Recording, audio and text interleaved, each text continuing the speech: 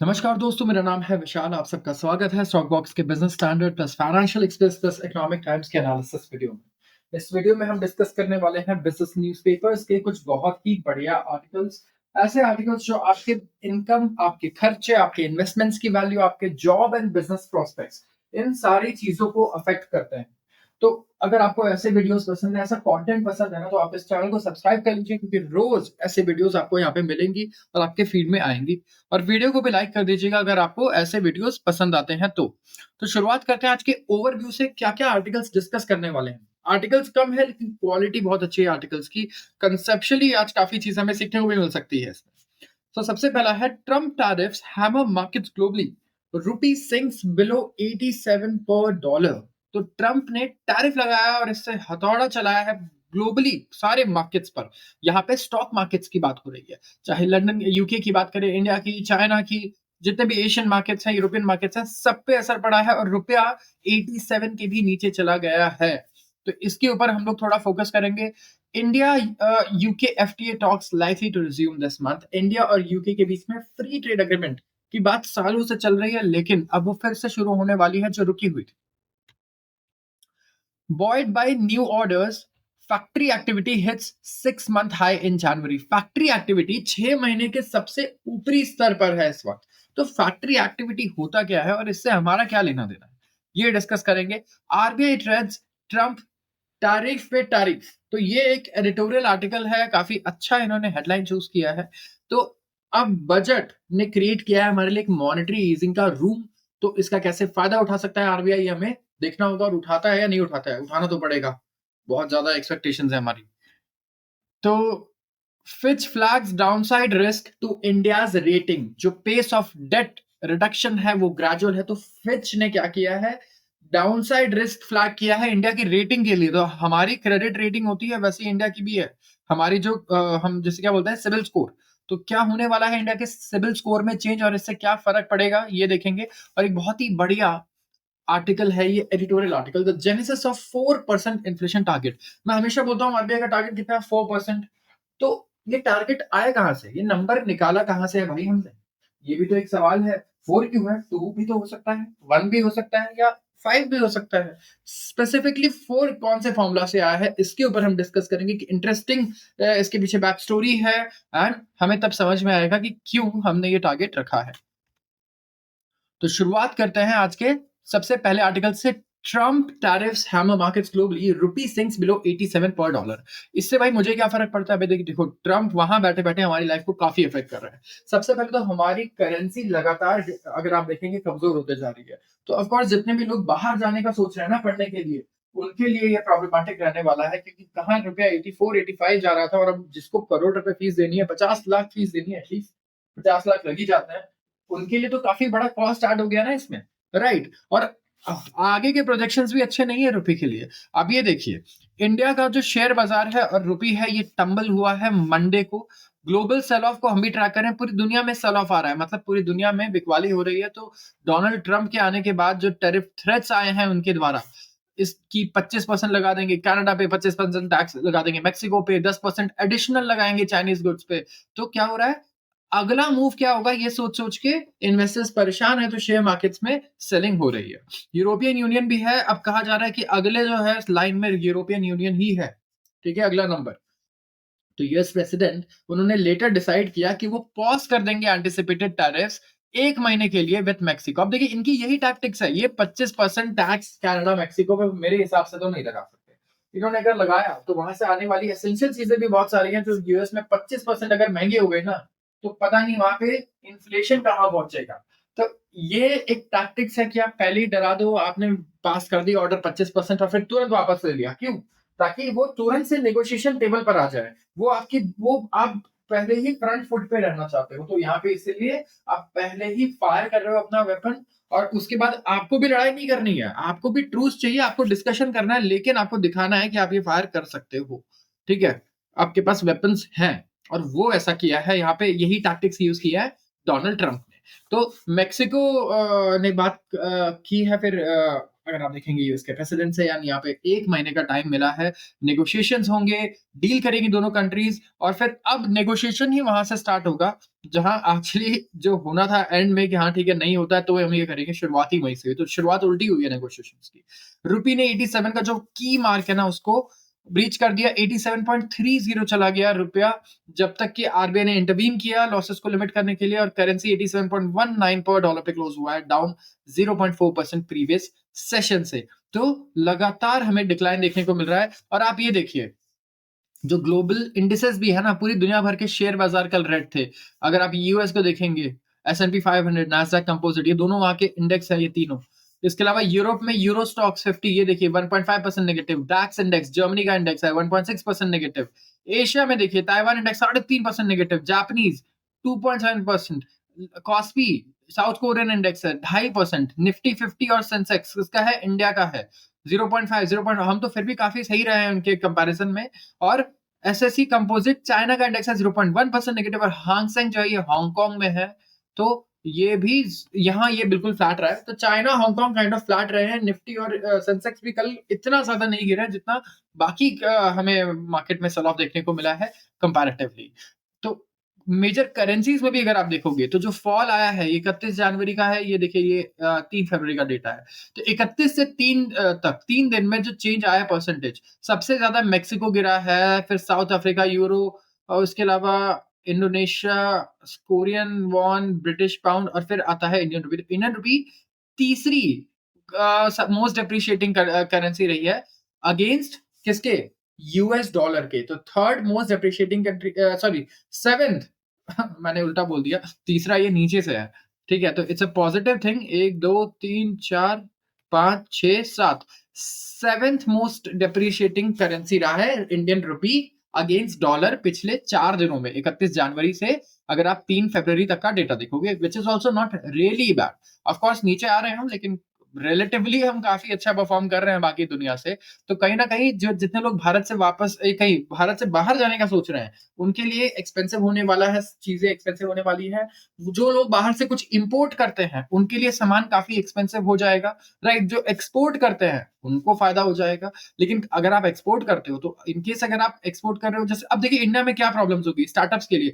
जितने भी आप सर्वर खरीदते हो, जितने बिजनेसेस होते हैं, सर्वर, क्लाउड स्पेस, ये सारी चीजें, माइक्रोसॉफ्ट के टूल्स यूज कर रहे हैं, गूगल के टूल यूज कर रहे हैं, ये सब डॉलर में तो पे कर रहे हैं। तो खर्चा काफी बढ़ता है, मैं बता रहा हूँ, as a startup, because we are also a startup. तो हमें भी चीजें डॉलर में पे करनी है। तो जब हम सब्सक्रिप्शन रिन्यू करेंगे हमारे सॉफ्टवेयर के और इन चीजों के, तो कहीं ना कहीं वो भी हमारे लिए पहले से काफी एक्सपेंसिव होगा, बिकॉज रुपी इतना डेप्रिशिएट हो गया है पिछले 1 सालों में। India UK FTA talks likely to resume this month. India and United Kingdom ये likely restart करने वाले हैं अपने फ्री ट्रेड अग्रीमेंट नेगोशिएशंस को later this month. यहाँ पे हाइटस था करीब 1 साल का, मतलब 1 साल का ब्रेक था। एफटीए नेगोशिएशंस की यहाँ पे बात हो रही है, फ्री ट्रेड अग्रीमेंट्स। कई सारे इकोनॉमिस्ट ने कहा भारत को कि देखो, अगर आपको ग्रो करना है ना, सबसे पहले तो आप बायलेटरल अग्रीमेंट्स करो अलग अलग कंट्री के साथ, जितनी भी कंट्रीज है ना उनके साथ, खुद इंडिविजुअल लेवल पे भी अग्रीमेंट कर लो ट्रेड से रिलेटेड, जिसे हम कहते हैं फ्री ट्रेड अग्रीमेंट। तो यूके के जो सेक्रेटरी है, secretary of state for business trade, Jonathan Reynolds, वो ट्रैवल करेंगे न्यू दिल्ली 24 फरवरी को। और यहाँ पे लास्ट राउंड ऑफ नेगोशिएशंस जो हुए थे, ये हुए थे मार्च 2024 में। मैं बता दूं, यूके में ही काफी वॉलेटिलिटी रही है। वहां पे मतलब ऐसा हो गया था बीच में कि कोई एक भी प्राइम मिनिस्टर नहीं था जो अपना पूरा टर्म कंप्लीट कर पा रहा हो। ठीक है, तो इतनी अनसर्टेनिटी के बीच में इतने इंपॉर्टेंट अग्रीमेंट्स नहीं साइन हो पाते हैं।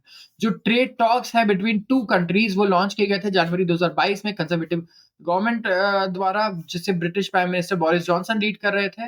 और टारगेट था कि 9 मंथ्स के अंदर अंदर हम लोग इस डील को साइन कर दें। लेकिन पॉलिटिकल इंस्टेबिलिटी बहुत रही है यूके में। अगर आप देखेंगे, जनरल इलेक्शंस में लीडर चूज हो रहा है, फिर वो रिजाइन कर दे रहा है, वो चला जा रहा है, मतलब बहुत ज्यादा यहाँ पे पॉलिटिकल टर्मियल चल रहा था। तो एफटीए टॉक्स नवंबर में फिर से शुरू हुए, एंड यहाँ पे G20 समिट के साइडलाइंस में भी काफी डिस्कशन हुई हैं। तो इंडिया यहाँ पे डिस्कस कर रहा है कि मूवमेंट हो स्किल्ड प्रोफेशनल्स का सर्विस सेक्टर में, एंड सोशल सिक्योरिटी एग्रीमेंट्स की भी बात हो रही है, और रिलीफ मेजर्स की बात हो रही है यूके के प्रपोज्ड कार्बन बॉर्डर टैक्स के लिए। तो अगर आप यूके की डिमांड्स देखोगे, जैसे यूके डिमांड कर रहा है कि भैया इंडिया, आप टैरिफ कम करो विस्की पर, ऑटोमोबाइल पर। और इंडिया के जो सेक्टर्स हैं, जैसे कि लीगल, आर्किटेक्चर, फाइनेंशियल सर्विसेज, ये भी काफ़ी ट्रिकी रहा है न्यू दिल्ली के लिए कि इसको कैसे मैनेज करें। तो एफटीए जो है, फ्री ट्रेड एग्रीमेंट, काफ़ी इम्पोर्टेंट रहता है 2 नेशंस के बीच में अगर आप देखेंगे ट्रेड को बढ़ाने के लिए। हम यहाँ पे जो मैं कहूँगा नॉन टैरिफ बैरियर्स हैं उनको भी खत्म करते हैं कि कंप्लायंस ये वो, और उसके बाद एक्सपोर्ट और इम्पोर्ट हम लोग टैक्स फ्री करने की कोशिश करते हैं ज़्यादा से ज़्यादा गुड्स पर, ताकि दोनों के ट्रेड रिलेशंस और better. Buoyed by new order, factory activity hits 6-month high in January. Indian manufacturing activity, अगर कोई पूछे कि यार इंडिया में मैन्युफैक्चरिंग बढ़ रहा है घट रहा है कैसे पता चलेगा, तो आप फैक्ट्री आउटपुट का देख सकते हो डेटा। ठीक है, यहाँ पे इंडिया का जो मैन्युफैक्चरिंग एक्टिविटी है ये 6 मंथ हाई पर आ चुका है, 6 महीने के हाई पे 57.7। इसमें सही से प्रिंट नहीं हुआ, 57.7 पर आ गया। इसको हम लोग पीएमआई भी बोलते हैं। ठीक है, अभी पता चल जाएगा ये। जनवरी में बहुत ही स्ट्रॉन्ग आउटपुट भी रहा है और एक्सपोर्ट भी बहुत बढ़िया हुआ है। ठीक है, प्राइवेट सर्वे रिलीज किया गया है मंडे को, एचएसबीसी परचेजिंग मैनेजर इंडेक्स। ये परचेसिंग मैनेजर इंडेक्स ना एस&पी ग्लोबल द्वारा कंपाइल किया गया, और ये 12 महीने के लो पर था दिसंबर में, और जनवरी में आ गया है 56.5 पर। 2024 मैं बोलता हूँ सॉरी, जनवरी 2024 में 56.5 था, और वहां से नीचे क्लोज हुआ दिसंबर में 56.4 पर। तो ओवरऑल आउटपुट पिछली बार कुछ खास नहीं रहा। वैसे तो नीचे नहीं आया आउटपुट, क्योंकि देखिए पीएमआई अगर 50 से ऊपर है ना, ये देखिए 50 का नंबर बहुत इंपॉर्टेंट है। अगर 50 से ऊपर है ये पीएमआई, इसका मतलब कि आपका जो एक्टिविटी है मैन्युफैक्चरिंग का ये एक्सपैंड हो रहा है, बढ़ रहा है। लेकिन 50 के ऊपर भी और ऊपर जा रहा है, या 50 के नीचे आ रहा है, जैसे 57 से 55 आ गया, तो कहीं ना कहीं एक्सपेंशन का रेट कम हुआ है, और 55 से 59 चला गया तो एक्सपेंशन का रेट भी बढ़ रहा है। इसका मतलब ये है। तो एचएसबीसी का पीएमआई इंडेक्स हम इसे बोलते हैं, पूरी दुनिया की सारी कंट्रीज में ये यूजुअली कैलकुलेट होता है। ठीक है, तो जो न्यू ऑर्डर्स हैं वो काफी तेजी से बढ़े हैं जुलाई से अभी तक। अगर आप देखेंगे यहाँ पे डोमेस्टिक और इंटरनेशनल डिमांड दोनों ही बहुत बढ़िया रहा है। डोमेस्टिक और एक्सपोर्ट डिमांड दोनों बहुत स्ट्रांग रहा है, तो नए ऑर्डर्स आए हैं यहाँ पे काफी सारे। इंटरनेशनल सेल्स अगर आप देखेंगे तो यहाँ पे शार्पेस्ट इंक्रीज आया है पिछले 14 साल में, जहाँ पे बिजनेसेस रिपोर्ट कर रहे हैं gain from across the globe. And जो ग्रोथ है इसकी वजह से जॉब क्रिएशन भी हुई है, फास्टेस्ट एम्प्लॉयमेंट एक्सपेंशन हुआ है पिछले 20 सालों में। तो मैन्युफैक्चरिंग ग्रोथ बहुत इंपॉर्टेंट है हमारे लिए। कंजम्पशन जैसे हम बोलते हैं इंडिया का गिरा है, तो वो भी काफी तेजी से बढ़ेगा अगर मैन्युफैक्चरिंग सेक्टर ग्रो करेगा, क्योंकि मैन्युफैक्चरिंग किसी भी कंट्री को अगर आप देख लो ना, डेवलप होना है तो उसको मैन्युफैक्चरिंग पावर हाउस बनना पड़ता है। आप जो चीज खाते हो उसके लिए अगर आप डिपेंडेंट हो दूसरे देशों पे, तो फिर आप क्या सुपर पावर बोलोगे अपने आप को? आपकी जो इंपॉर्टेंट चीज है ना, आपको खुद मैन्युफैक्चर करनी होगी, आपको आना चाहिए, आपके पास टेक्नोलॉजी होनी चाहिए, नो हाउ होना चाहिए, कि आप दुनिया में किसी पे डिपेंडेंट नहीं हो। कुछ भी कोई कहीं से बैन कर दे, एक्सपोर्ट सैंक्शन लगा दे, कुछ भी लगा दे, हम वो चीज खुद ही बना पाए अपनी कंट्री में, इतना हमारे अंदर होना चाहिए। इसीलिए मैन्युफैक्चरिंग पर इतना फोकस रहता है सारी कंट्रीज का। जो रेट ऑफ इन्फ्लेशन है वो भी हमें लोएस्ट देखने को मिल रहा है फरवरी 2024 से लेके पिछले 1 साल में अभी तक।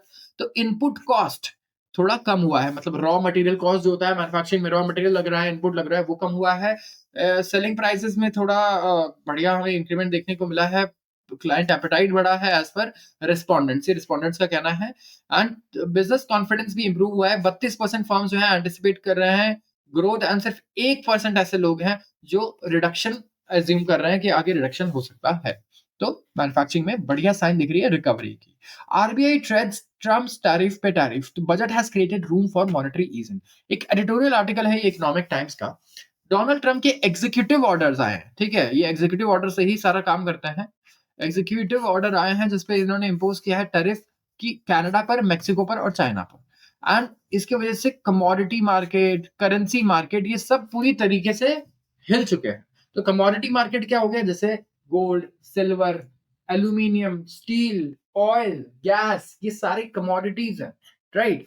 एंड करेंसी में हो गया हमारा रुपी, डॉलर, जितने भी करेंसीज है। इक्विटी में क्या हो गया, शेयर बाजार को इक्विटी मार्केट बोला जाता है। डेट मार्केट क्या होता है, बॉन्ड्स और फिक्स्ड इनकम इंस्ट्रूमेंट जो होता है, जहां आप ब्याज कमा रहे हो, फिक्स्ड इनकम कमा रहे हो किसी चीज पे। इंटरेस्ट रेट डेरिवेटिव्स भी होता है, इंटरेस्ट रेट मार्केट्स भी होते हैं, जहां पे आप मैं बोल रहा हूँ जैसे स्वैप्स और ये सारी चीजें आप एक्सचेंज करते हो। लेकिन मेन मेन अगर आप देखोगे तो ये हमारे मार्केट्स हैं। कमोडिटी में एग्रो कमोडिटी भी हो जाता है, जैसे इंडिया में अगर आप देखोगे या पूरी दुनिया में एग्रीकल्चर वाले जो कमोडिटीज हैं वो भी ट्रेड होते हैं। ठीक है, तो एनर्जी प्राइसेस और डॉलर दोनों बढ़ रहे हैं। ऑटोमोबाइल स्टॉक्स क्या कर रहे हैं, रिट्रीट कर रहे हैं ग्लोबली, और नियर टर्म इंपैक्ट इसका ये है कि आरबीआई को थोड़ी इनडिसाइसिवनेस जो है फेस करनी पड़ेगी यहाँ पे। इंटरेस्ट रेट्स को रिव्यू करना होगा इस वीक, राइट? 5 से 7 हमारा मॉनेटरी पॉलिसी मीटिंग है एंड यहाँ पे डिसाइड होगा। बहुत इंपॉर्टेंट है हम लोगों के लिए, सबकी नज़र होनी चाहिए मेरे ख्याल से उस दिन आरबीआई पर, सबको देखना चाहिए टीवी खोल के कि क्या वो बोल रहे हैं, क्या उनकी कमेंट्री आ रही है आगे के लिए। शेयर मार्केट में भी काफ़ी तहलका रहेगा, हम एक्सपेक्ट कर रहे हैं। तो बजट ने ना एक रूम क्रिएट कर दिया है, स्पेस क्रिएट कर दिया है कि मॉनेटरी ईजिंग हो जाए। मॉनेटरी ईजिंग मतलब इंटरेस्ट रेट को नीचे आप रिड्यूस कर रहे हो। तो फाइनेंशियल मार्केट्स भी प्राइस इन कर रहे हैं interest rate cut. Financial markets कैसे प्राइस इन करते हैं? जैसे कुछ अच्छा होने वाला है तो पहले ही बढ़ जाएंगे। तो प्राइसिंग हो गया है मार्केट ऑलरेडी कि भाई ये अच्छा होगा। तो मार्केट अब तभी रिएक्ट करते हैं ऐसे केस में जब बुरा होता है, एक्सपेक्टेशन से उल्टा होता है, या तो अच्छा तो बहुत ही ज्यादा अच्छा हो जाता है। तो सब्सिक्वेंट रेट एडजस्टमेंट जो है वो ससेप्टेबल होंगे टू प्रोग्रेस। आगे देखिए, ये वाला तो 0.25 basis point, sorry percentage expect कर रहे हैं, 0.25% का रेट कट आ जाएगा करके। लेकिन आगे के जो रेट कट्स होंगे, ये इकोनॉमिस्ट बोल रहे हैं कि डिपेंड करता है कि क्या प्रोग्रेस रहेगा ट्रेड वॉर का, क्या रिस्पॉन्स रहेगा फेडरल रिजर्व का। इन चीजों पे डिपेंड करेगा कि किस तरीके के आगे डिसीजंस लिए जाएंगे। तो सिर्फ एक रेट कट एक्सपेक्ट कर रहे हैं इकोनॉमिस्ट अभी। इन्फ्लेशन और ग्रोथ आउटलुक, इन्फ्लेशन का आउटलुक, महंगाई दर का आउटलुक और ग्रोथ का आउटलुक जो है मॉनेटरी पॉलिसी का, इस टाइम पे वो डिटीरियोरेट हुआ है जब से कि ट्रम्प आए हैं ऑफिस में। और इंडिया की जो वल्नरेबिलिटी है ना तो एनर्जी प्राइसेस, ये स्ट्रेच कर सकते हैं लास्ट माइल डिसइंफ्लेशन। मतलब इंडिया काफी वल्नरेबल है, आप ये देखिए, एनर्जी प्राइसेस से। क्योंकि अगर फिर से कुछ ऐसा हुआ है, एनर्जी प्राइसेस इंटरनेशनल इंटरनेशनल मतलब मैं कहूंगा कुछ पॉलिटिकल टर्मियल क्रिएट होता है, पॉलिटिक्स वाली लड़ाई हो जाती है, सैंक्शंस आ जाते हैं, तो एनर्जी प्राइसेस तेजी से बढ़ जाएंगे। इंडिया के लिए फिर रुपया भी और डेप्रिशिएट होगा, हमारे इनपुट कॉस्ट बढ़ जाएंगे, बड़ी प्रॉब्लम है। एनर्जी प्राइसेस इंडिया को बहुत तंग करते हैं। तो जो स्लो डाउन है हमारे इंटरनेशनल ट्रेड में, ये वे करेगा इंडिया के एक्सपोर्ट ग्रोथ को। इन्फ्लेशन जो है ये प्रॉक्सिमेट रिस्क है, लेकिन since it calls for a supply side response, तो आरबीआई कमेंट्स कर सकता है अपने shallow interest rate down cycle को। एंड जो कंफर्ट है डिस्काउंटेड रशियन ऑयल का, ये भी अब जाता हुआ नजर आ रहा है हमें, क्योंकि वेस्टर्न जो सैंक्शंस है वेस्टर्न कंट्रीज, बाइडेन जाने से पहले और ज्यादा सैंक्शंस लगा के गए हैं। स्पेसिफिकली उन्होंने रशियन कंपनीज को इस बार चूज किया है कि यहाँ पे कोई भी इनसे ट्रेड कर ही ना पाए। तो जो रशिया का डिस्काउंटेड ऑयल आ जाता था ना हमारे पास, कि हम कंफर्ट रहता तो चलो ऑयल प्राइस बढ़ रहे हैं लेकिन रशिया से सस्ते मिल रहे हैं, वो अब हमारा कहीं ना कहीं ऑप्शन नहीं बचने वाला। तो ट्रम्प अनलाइकली कन्विंस कर पाएंगे ओपेक को कि भाई आप क्या करो, आप सप्लाई को इंक्रीज करो, या मतलब यहाँ पे आप एटलीस्ट सप्लाई को स्टेबल रखो, कट मत करो। तो रुपया काफी प्रेशर फेस कर रहा है यहाँ पे, ठीक है। एंड इंस्टेबिलिटी आएगी अगर एनर्जी प्राइसेस में, तो डॉलर भी बढ़ेगा, डॉलर बढ़ेगा, रुपया कमजोर होगा, तो यहाँ पे प्रॉब्लम्स हमारे लिए और इंक्रीज होंगी। तो इंडिया के लिए बहुत सारे चैलेंजेस है, ठीक है। अगर ये मटेरियलाइज हो गए ना ये चीजें, तो बहुत परेशानी हो सकती है हम लोगों को। तो जो हाइटन वॉलिटिलिटी है इमर्जिंग मार्केट्स में, ये फीड करती है into forex reserve management and delayed rate cuts हो रहे हैं बाय फेडरल रिजर्व, ये काउंटर मेजर है टू इन्फ्लेशनरी टैरिफ्स। एंड ये थ्रॉटल करते हैं capital flows to emerging markets.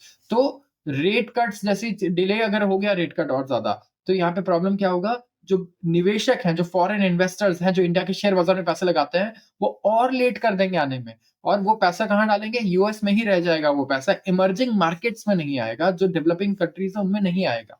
तो ये कहीं ना कहीं हमारे लिए खराब सिचुएशन क्रिएट कर सकता है। तो ये मैं आगे बात कर रहा हूँ हाइपोथेटिकल सिचुएशंस की, जो हाइपोथेटिकल है नहीं इतनी, कई बार हो चुकी है। ऑयल प्राइसेस 10 बार 90 और $80 जा चुके हैं, राइट? इजराइल गाजा वॉर हो रहा है, कभी रशिया यूक्रेन हो जा रहा है, कुछ ना कुछ हो जा रहा है, रुपया लगातार डिप्रिशिएट हो रहा है। तो ये बहुत रियलिस्टिक सिनेरियोज हैं। तो बजट ने ट्राई किया है कि इंसुलेट करे इंडियन इकोनॉमी को। डोमेस्टिक हम कह रहे हैं कि भाई बाहर वालों को छोड़ो, हम अपना ही कंजम्पशन बढ़ाते हैं, उनके लिए ही प्रोडक्शन इंक्रीज करते हैं और अपनी इकोनॉमी को बढ़िया हम लोकल कंजम्पशन से चलाते हैं। तो जो टैक्स गिव अवेज हैं उनको टाइम लगने वाला है अपने सिस्टम में काम किए, इसका एक लैग इफेक्ट तो रहेगा ही, तुरंत इफेक्ट नहीं आएगा। और जो इंपोर्ट्स और एक्सपोर्ट्स पर इफेक्ट है इसके, वो हमें sooner than revival in house hold spending दिख जाएंगे। तो जो इंटेंडेड वेल्थ इफेक्ट है वो ऑफसेट कर सकता है बाय इक्विटी बेस, एंड जो सिचुएशन है वो चेंज होगी ड्रामेटिकली अगर इंडिया कम आ जाता है। सॉरी सिचुएशन ड्रामेटिकली चेंज हो जाएगी अगर इंडिया भी यूएस के जनरलाइज़ टैरिफ एक्शन में आ जाता है। तो ये एक प्रॉब्लम रहेगा कि सबके साथ एक ही कंबल में हम लोग भी आ जाएँ, एक ही ब्लैंकेट एक टैरिफ लग जाए सब पे कि भाई इंडिया तुम्हारे लिए कुछ स्पेशल नहीं है, तुम पे भी टैरिफ लग रहा है जो बाकी कंट्रीज़ पे लग रहा है। आते हैं अगले आर्टिकल पे, जो पेस ऑफ डेट रिडक्शन है ना, ये बड़ा ही ग्रेजुअल है। मतलब उधार कम करना, डेट रिडक्शन होता है। और यहाँ बात हो रही है हमारे देश की, भारत की, कि हम उधार को कम कर रहे हैं हमारे, लेकिन बहुत ही ज़्यादा धीरे-धीरे कर रहे हैं। तो फिच जो एक रेटिंग एजेंसी है, जैसे हमारा सिबिल स्कोर होता है, उसके बेसिस पे हम बैंक्स देखकर हमें लोन देते हैं कि भाई तुम्हें लोन कितना देंगे हम, क्या ब्याज दर पे हम तुम्हें लोन देंगे, सारा फिच करता है कंट्रीज़ के साथ। यहाँ पे रेटिंग्स डिसाइड करता है उनका, और इन्होंने फ्लैग किया है एक डाउनसाइड रिस्क इंडिया के रेटिंग्स को। तो इंडिया का जो पेस ऑफ डेट रिडक्शन है, मतलब जिस रफ्तार से भारत अपने उधार को कब रीपे कर रहा है, कम कर रहा है, तो यहाँ पे अगर आप रूम छोड़ दें, तो काफ़ी डाउनसाइड रिस्क के लिए स्पेस है to sovereign rating in eventuality of significant economic shock. तो बहुत ही सिंपल पैराग्राफ है। ये कह रहा है कि भारत बड़े ही धीरे-धीरे अपना लोन रीपे कर रहा है। तो लोन को थोड़े तेज़ी से रीपे करना चाहिए। अब हो क्या रहा है, नहीं कर पा रहा है तेज़ी से, तो इसकी वजह से अब काफ़ी रूम है, यहाँ पे स्पेस है कि इन केस कोई बड़ा इकोनॉमिक शॉक आ गया, कुछ उल्टा-सीधा हो गया, तो यहाँ पे हमें इनकी रेटिंग्स को डाउनग्रेड भी करना पड़ सकता है।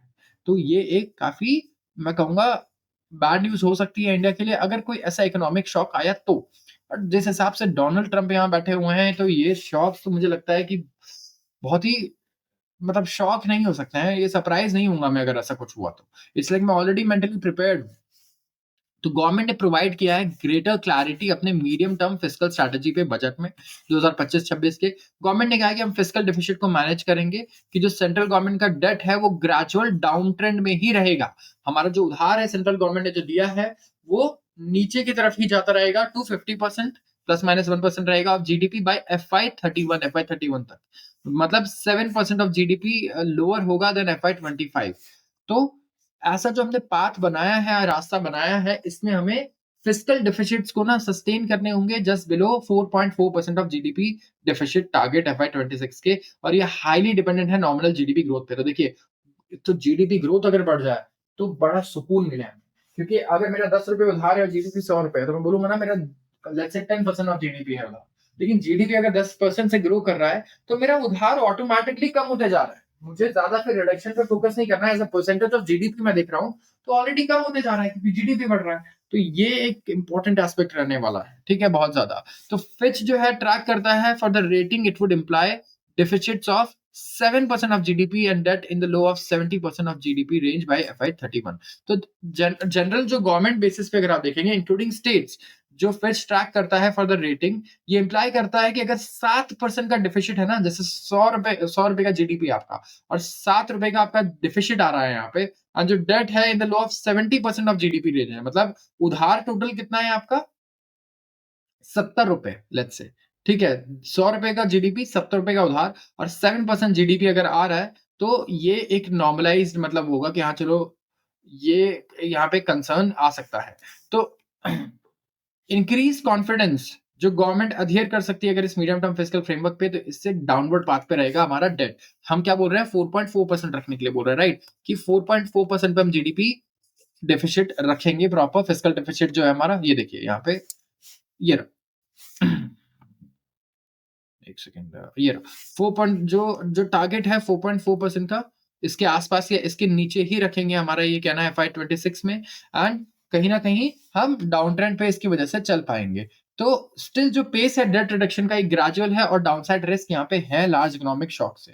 तो रेटिंग एजेंसी ने लेकिन बहुत ही कॉन्फिडेंस भी एक्सप्रेस किया इंडिया की एबिलिटी में, कि जो हमारा मीडियम टर्म फिस्कल फ्रेमवर्क है, हम इस पे आराम से फॉलो कर पाएंगे इसको, हमने कोई अनरियलिस्टिक गोल्स नहीं रखे हैं, और हम डेट को भी कम कर पाएंगे, अपने डाउनवर्ड रिस्क को भी, जो ट्रेजेक्टरी है ओवर टाइम, इसको भी, सॉरी, डाउनवर्ड ट्रेजेक्टरी जो हमने बनाया है डेट को कम करने का, कि गिरता रहेगा लगातार नीचे, ये भी हम फॉलो कर पाएंगे। तो इंक्रीज कॉन्फिडेंस है जो गवर्नमेंट अडियर कर सकती है to the medium term fiscal framework, और डेट जो है फर्मली डाउनवर्ड पाथ पे रह सकता है।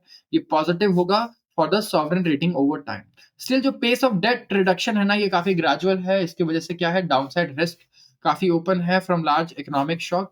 अगर आप देखेंगे, अगस्त 2024 में ही ना फिच ने अफर्म किया था कि इंडिया की जो सॉवरेन रेटिंग है वो BBB नेगेटिव है, और हमारा उनका जो आउटलुक है वो स्टेबल आउटलुक है कि आगे भी यही रहने वाला है, नीचे नहीं जाने वाला। और इंडिया का रिमेन अनचेंज है ट्रिपल बी नेगेटिव से, जो लोएस्ट इन्वेस्टमेंट ग्रेड की कैटेगरी में आता है। अगस्त 2006 से हमारा एक ही रेटिंग है। तो ज़ूक ने हाइलाइट किया कि गवर्नमेंट के जो ऑनगोइंग कमिटमेंट है to deficit reduction even amid a slowing economic environment, जो फिस्कल डेफिसिट टारगेट्स हैं वो पैक्ड हैं बजट में और अलाइन करते हैं विद फिच एक्सपेक्टेशन, जहां पे स्लाइटली ये लोअर है FY25 टारगेट से of 4.8% and FY26 target of 4.4%। तो सैटरडे को ग्लोबल क्रेडिट रेटिंग एजेंसी ने मूडी ने रूल आउट किया कि कोई इमीडिएट अपग्रेड आ सकता है इंडिया के सॉवरेन डेट रेटिंग में, डिस्पाइट गवर्नमेंट काफी एफर्ट लगा रही है कि हमें रेटिंग्स का अपग्रेड मिले। तो मेरा सवाल ये है कि बताइए, अगर फिच, मूडी, S&P हमारे को रेटिंग अपग्रेड दे देती है इंडिया को, let's say triple B negative से हम लोग अपग्रेड हो जाता है, तो क्या बेनिफिट मिलेगा हमें शॉर्ट टर्म में सबसे पहले और लॉन्ग टर्म में भी, कि हम क्या सबसे पहले कर पाएंगे अगर रेटिंग्स अपग्रेड हो जाती हैं तो? आते हैं आखिरी आर्टिकल पर, जो एक एडिटोरियल आर्टिकल है और ये है जेनेसिस ऑफ 4% इन्फ्लेशन। ये 4% का इन्फ्लेशन का टारगेट आया कहां से? किसके कहने पर हमने सेट किया कि इन्फ्लेशन 4% होना चाहिए? तो अब देखिए, रिजर्व बैंक ऑफ इंडिया के जो नए गवर्नर हैं संजय मल्होत्रा जी, वो अब क्या करने वाले हैं, चेयर करने वाले हैं अपनी सबसे पहली मॉनेटरी पॉलिसी कमेटी मीटिंग 5 से 7 फरवरी के बीच में। एंड एक क्वेश्चन जो है कोई न्यू गवर्नर पूछेगा सबसे पहले कि यार ये 4% महंगाई दर का टारगेट क्यों है मेरा, और इसका आंसर है चक्रवर्ती कमेटी रिपोर्ट में, जो 40 साल जिसको होने वाले हैं 2025 में। 1982 में आरबीआई के गवर्नर मनमोहन सिंह थे और उन्होंने इंस्टीट्यूट की एक कमेटी अंडर सुखामोय चक्रवर्ती, जिन्होंने सबमिट किया अपना रिपोर्ट 1985 में, 3 साल बाद। और ऑब्जेक्टिव क्या था इस कमेटी का, कि वो रिव्यू करे, एनालाइज करे फंक्शनिंग मॉनेटरी सिस्टम का। ठीक है, और प्लानिंग एरा में उस टाइम पे they have to keep in mind और एसेस करना था लिंक इंटरलिंकेजेस को, कि क्या रिलेशनशिप है किस चीज का इकोनॉमी में। देखिए, इकोनॉमी में रिलेशनशिप बड़े डीपली स्टडी किए जाते हैं, क्या करने से क्या हो सकता है। तो उस टाइम पे इस कमेटी का गोल ये था कि आप स्टडी करो क्या इंटर कैसे चीजें एक दूसरे से इंटरलिंक्ड हैं, मॉनेटरी पॉलिसी हो गया, फिस्कल पॉलिसी हो गया और बैंकिंग सिस्टम। तो कमेटी की रिकमेंडेशन को देखने से पहले हमें ये समझना होगा कि उस टाइम पे मैक्रो इकोनॉमिक थिंकिंग थी कैसी। सेकेंड वर्ल्ड वॉर के बाद केनीशियन आइडियाज आ गए थे जो मैक्रो इकोनॉमिक थिंकिंग पे डोमिनेट करने लग गए थे। एंड जो पॉलिसी थी that paid more attention on increasing the growth, जो पॉलिसी थी इस टाइम पे, इकोनॉमिक पॉलिसी ऐसी थी, वो कहती थी कि भाई ग्रोथ पे फोकस करो और अनएम्प्लॉयमेंट को कम करो, जहां पे इन्फ्लेशन जो है वो साइडलाइंस में रहेगा। तो जो डेवलपमेंट हुआ फिलिप्स कर्व, उसने दिखाया कि एक ट्रेड ऑफ था इन्फ्लेशन और अनएम्प्लॉयमेंट के बीच में। एंड पॉलिसी मेकर्स जो है वो इन्फ्लेशन को कम कर सकते हैं अगर थोड़ा सा हाई अनएम्प्लॉयमेंट आप कर दो ना इकोनॉमी में, तो महंगाई दर कम हो सकता है, उनका ये कहना था। तो जितने भी इकोनॉमिस्ट थे उन्होंने सबने अग्री नहीं किया ऑफ कोर्स इस विजडम से कि यार आप अनएम्प्लॉयमेंट को थोड़ा इंक्रीज करने के लिए कह रहे हो जस्ट बिकॉज महंगाई दर कम आ जाए।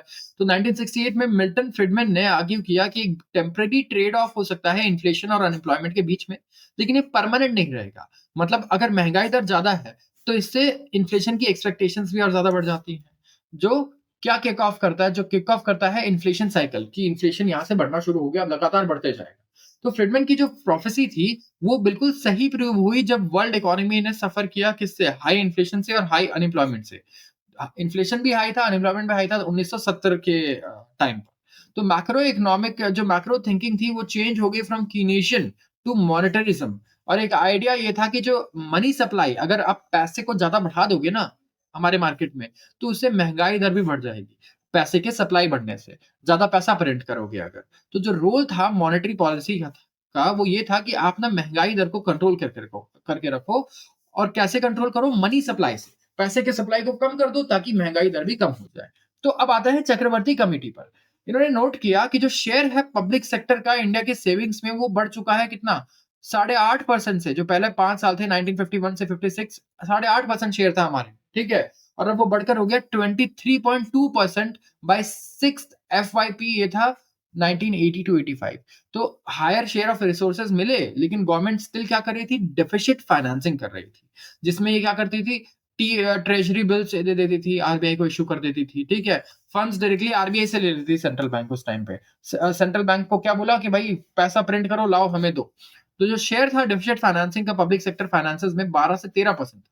उस टाइम पे। टोटल इंटरेस्ट जो हमें पे करना था वो 604 करोड़ से 1970-80 में बढ़कर हो गया 4,850 करोड़ 1983-84 में, और एवरेज इन्फ्लेशन जो है ये बढ़ा 4% से, जो 1951 और 71 में ये हो गया कितना 9%, 1971 और से 85 के बीच में, 1971 टू 85 के बीच में 9% हो गया। हायर इन्फ्लेशन की वजह से क्या हुआ, ब्याज दर भी ज्यादा देने पड़े, और इसकी वजह से गवर्नमेंट को समझ में आया कि भाई हम लोन ले रहे हैं, उसके बाद इंटरेस्ट बढ़ जा रहा है, इंटरेस्ट रेट सॉरी महंगाई बढ़ जा रही है, इंटरेस्ट रेट भी बढ़ा दे रहे हैं, और वो लोन हम खुद ही रिपे कर रहे हैं कितने पे, 9% पे, 10% पे। तो इतना तो हम इंटरेस्ट दे ही नहीं सकते हैं, सारा पैसा तो और नया उधार लेके इंटरेस्ट ही देना पड़ेगा।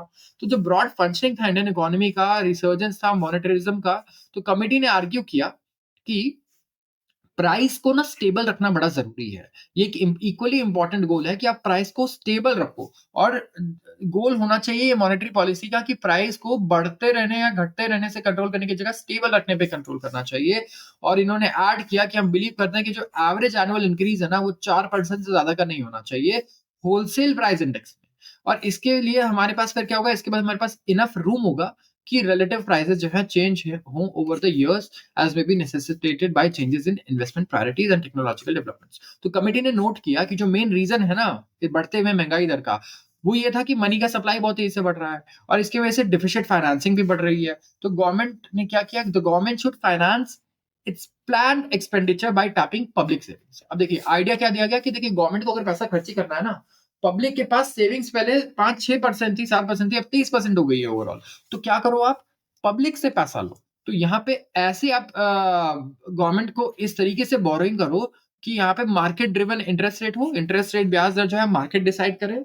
ठीक है, तो इसके लिए गवर्नमेंट ने क्या किया, गवर्नमेंट एंड आरबीआई ने एक सेकेंडरी मार्केट डेवलप किया, और यहाँ पे फिर क्या हुआ, सेकेंडरी मार्केट से पब्लिक गवर्नमेंट के सिक्योरिटी गवर्नमेंट को उधार देने लगी। तो गवर्नमेंट ने उधार किससे लेना शुरू किया, पब्लिक से, राइट। जैसे हम लोग किसान विकास पत्र अगर खरीद लेते हैं, मान लीजिए 6% ब्याज है, 5%, 4%, जो भी ब्याज है, तो क्या कर रहे हैं हम लोग, सेकेंडरी मार्केट में है, हम लोग इसे खरीद रहे हैं, हमें फिक्स इनकम मिल रहा है, ब्याज मिल रहा है, और हम लोग को कैपिटल दे रहे हैं गवर्नमेंट को, जिससे गवर्नमेंट इस्तेमाल कर रही है अपनी मर्जी से। तो यहाँ पे क्या हुआ, जो शिफ्ट हुआ गवर्नमेंट के बोरोइंग्स में, सेंट्रल बैंक जहां पे गवर्नमेंट को लेंड करता था अब पब्लिक लेंड करने लग गई, तो डिफिसिट फाइनेंसिंग कम हो गया बजट का ओवरऑल। एंड कमेटी ने ये भी नोट किया कि बैंक को जब हमने नेशनलाइज कर दिया और जियोग्राफिक एक्सपेंशन भी हुआ, बैंक्स हमारे नेशनलाइज हो गए थे, तो उसके बाद क्या हुआ, गांव गांव में फिर बैंक्स खुलने लगे, ब्रांचेस खुलने लगे, तो पैसा और ज्यादा आने लग गया बैंक्स के पास। तो क्या हुआ, इससे मदद तो मिली, लेकिन जो ऑपरेशनल एफिशिएंसी थी बैंक्स की वो कम हो गई। अभी भी आप देखो रूरल एरियाज में अगर आप एक बैंक का ब्रांच खोलते हो, वहां पे अगर आप 5-6 एम्प्लॉयज बिठाते हो, आईटी का इंफ्रास्ट्रक्चर, इंटरनेट कनेक्टिविटी, रेंट इतना पे करते हो कि आपको लगता है कि गांव से वो बैंक का ब्रांच प्रॉफिटेबली कमा पाता होगा, नहीं कमा पाता है। एक एम्प्लॉय की बैंक में सैलरी है, मैं मान लू 60-70 हजार भी ऑन एन एवरेज, तो आप सोच रहे हो इतना बड़ा खर्चा है डिपॉजिट्स को सिक्योर करना, स्ट्रक्चर करना, तो वो प्रॉफिट में नहीं चल रहे हैं, वो वहां पे पब्लिक की सेवा के लिए है। पब्लिक सेक्टर बैंक्स को इसीलिए नेशनलाइज किया गया था क्योंकि बैंक्स सिर्फ क्या बड़े शहर में खुलते थे, जहां इंडस्ट्रीज हैं, जहां बड़े लोग हैं। छोटे लोगों के लिए बैंक था ही नहीं, मिडिल क्लास के लिए नहीं था, लोअर क्लास के लिए नहीं था, लोअर इनकम, मिडिल इनकम, किसी सबको अवॉइड करते थे वो। तो इसीलिए बैंक्स को नेशनलाइज किया गया, और गांव गांव में क्या हुआ, बैंक्स के ब्रांच खोले गए। तो जो मेजर 3 रिकमेंडेशन थे कमिटी के, वो थे कि आरबीआई को मॉनेटरी टारगेटिंग करना चाहिए गवर्नमेंट सपोर्ट से। तो मिड 80 ऑनवर्ड्स आरबीआई ने अडॉप्ट किया मॉनेटरी टारगेटिंग, जिसमें M3 को रखा गया टारगेट। 1991 जो रिफॉर्म्स थे वो टर्निंग पॉइंट थे। फाइनेंस मिनिस्टर मनमोहन सिंह ने क्या किया, कैरी फॉरवर्ड किया रिफॉर्म्स को जो रेकमेंड की गई थी इस कमिटी द्वारा, जो इन्होंने रिफॉर्म किया as a RBI governor Manmohan Singh ने। ठीक है, एक दूसरी कमेटी इंस्टीट्यूट हुई नरसिम्हम द्वारा, उन्होंने रिव्यू किया फंक्शनिंग, हमारे फाइनेंशियल सिस्टम की फंक्शनिंग को, और जो रिकमेंडेशंस थे दोनों कमेटी के वो इंप्लीमेंट किए गए ग्रेजुअली, धीरे धीरे, और एक मॉडर्न फाइनेंशियल सिस्टम बनाया गया जिसे हम आज देखते हैं। तो गवर्नमेंट ने ग्रेजुअल स्टेप्स लिए, धीरे धीरे आगे कदम बढ़ाया, डी कंट्रोल किया इंटरेस्ट रेट को। सबसे पहले तो इंटरेस्ट रेट ऐसा हुआ कि भाई हम नहीं डी कंट्रोल करते हैं इसको। अबॉलिश किया डिफिसिट फाइनेंसिंग, आरबीआई से लोन्स लेने बंद किए, पैसे प्रिंट करवाने डायरेक्टली, और डेवलपमेंट की गवर्नमेंट सिक्योरिटीज मार्केट को, जहां पे क्या हुआ, रेपो रेट जो है वो ट्रांसफॉर्म हो गया, मॉनेटरी रेपो रेट आकर के मॉनेटरी पॉलिसी को पूरी तरीके से ट्रांसफॉर्म कर दिया। तो आज हम रेपो रेट ही घटने और बढ़ने की बात करते हैं हमेशा। गवर्नर मल्होत्रा जो है ऑब्वियसली नोटिस करेंगे कि किस तरीके से मॉनेटरी फ्रेमवर्क चेंज हुआ है चक्रवर्ती कमेटी रिपोर्ट के आने से, और मॉनेटरी टारगेटिंग जो है वो वर्क नहीं करता है डिजायर्ड लाइंस पे, जैसे कि मेजरिंग अगर आप करोगे मनी का, ये बहुत ट्रिकी है क्योंकि कंटिन्यूअस इनोवेशन आ रहे हैं जिससे और फॉर्म्स ऑफ मनी बन रहा है, मनी भी चेंज हो रहा है, मनी के भी नए फॉर्म्स ऑफ जैसे क्रिप्टो करेंसीज ही आ गए, राइट? तो अगर नए क्रिप्टो करेंसीज आ गए, लोग वहां पे पैसा शिफ्ट करने लगे तो डर लगता है ना गवर्नमेंट को। क्यों नहीं लगेगा डर? करेंसी की वजह से ही तो गवर्नमेंट कितनी चीजें कंट्रोल करती है, गवर्नमेंट पैसे से कंट्रोल करती है इकोनॉमी को सबसे ज्यादा, ना कि आर्मी या वेपन से। तो कहीं ना कहीं एक ऑल्टरनेटिव करेंसी आ जाती है तो गवर्नमेंट इसलिए डर जाती है। तो न्यूजीलैंड जो है, सबसे पहले न्यूजीलैंड ने एक्सपेरिमेंट किया था टारगेटिंग इन्फ्लेशन इंटरेस्ट रेट से, ब्याज दर से इन्फ्लेशन को कंट्रोल करना, और पूरी दुनिया में फिर ये न्यूजीलैंड से फैला है और आज इन्फ्लेशन टारगेटिंग फ्रेमवर्क जो है काफी पॉपुलर है। इंडिया भी ट्रांजिशन हुआ है टू मल्टीपल इंडिकेटर अप्रोच 1997 में, इससे पहले कि उसने अडॉप्ट किया इन्फ्लेशन टारगेटिंग 2016 में। अर्जित पटेल कमेटी रिपोर्ट आई थी 2014 में, जिन्होंने शेप किया इन्फ्लेशन टारगेटिंग को इंडिया में और रेकमेंड किया कि 4% का जो टारगेट है ना, जहां पे 2% का बैंड है, यही हमारा टारगेट होना चाहिए। अर्जित पटेल कमेटी रिपोर्ट ने कहा। और जो ये टारगेट है, ये सबसे पहले प्रपोज किया गया था चक्रवर्ती कमेटी द्वारा 40 साल पहले। तो आई होप कि सबको बहुत मजा आया होगा। आज के आर्टिकल में काफी इंटरेस्टिंग आर्टिकल्स थे। तो आज के लिए बस इतना ही। अगर आप ऐसे ही वीडियोस रोज देखना चाहते हैं तो चैनल को जरूर सब्सक्राइब कीजिए एंड वीडियो को जरूर लाइक कीजिए। आप सबका बहुत बहुत धन्यवाद।